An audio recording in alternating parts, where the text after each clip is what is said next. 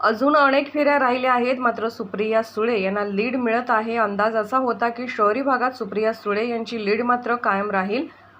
पवार परिवार राहिला नाही. यामध्ये आता 2 गट पडले आहेत. ही निवडणूक सर्वसामान्य जनतेने ताब्यात घेतली. यामुळे सुप्रिया सुळे लीडवर राहणार आहेत. सुप्रिया सुळे यांचा विजय नक्कीच होईल. पहिल्या काही फेऱ्यांमध्ये लीड मिळताना दिसतंय, कसं बघताय या लीड?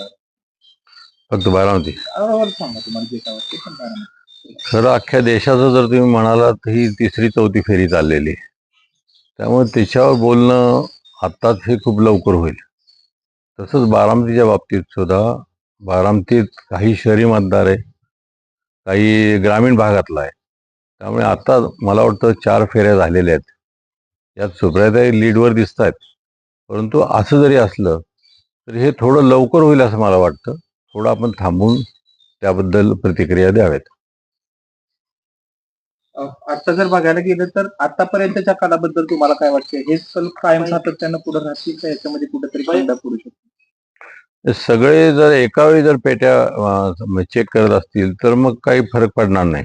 कारण अंदाज असा होता की शहरातला जो खडकवासला भाग आहे, विशेषतः खडकवासल्याचा आतला भाग, जो जिथं आपण पूर्ण शहर म्हणतो किंवा बारामतीसारखं शहर असेल, अशा ठिकाणी जर त्या एकत्रित पेट्या असतील तर अडचण नाही. परंतु त्या जर अशा वेगळ्या निघाल्या तर कदाचित शहरी मतदार हा सुप्रियाताईंच्या बाजूने किती राहील हे अजून आपल्याला अंदाज नाही येत. त्यामुळे एकंदरीतच लीड आपल्याला नक्की राहणार आहे याबद्दल आपल्याला खात्री वाटते.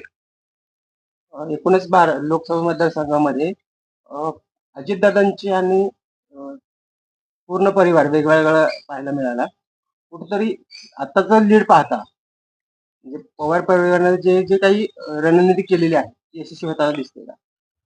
खरं आता परिवार हा विषय खूप जुना झालेला आहे. पवार परिवार जर तुम्ही म्हणालात तर इथे दोन वेगळे गट आहेत आता.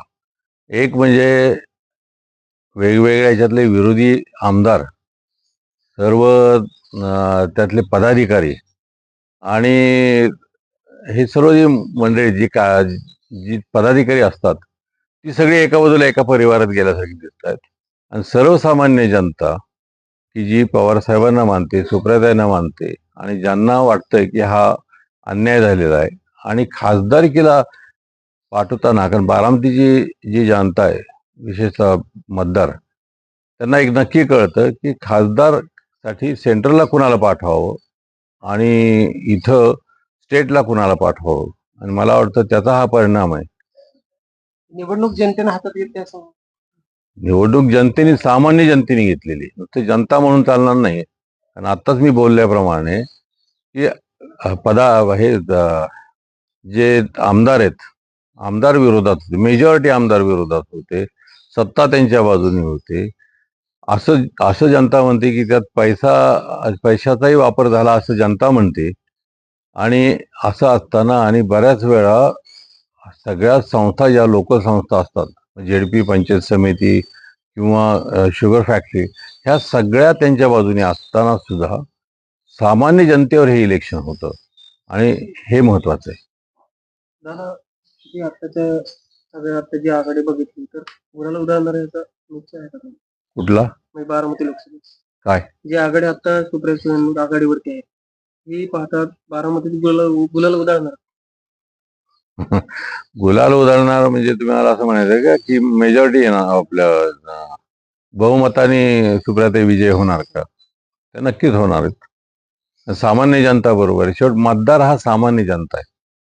मतदार जरी वरचे पदाधिकारी असले तरी सामान्य जनता ही मेजॉरिटीने आहे.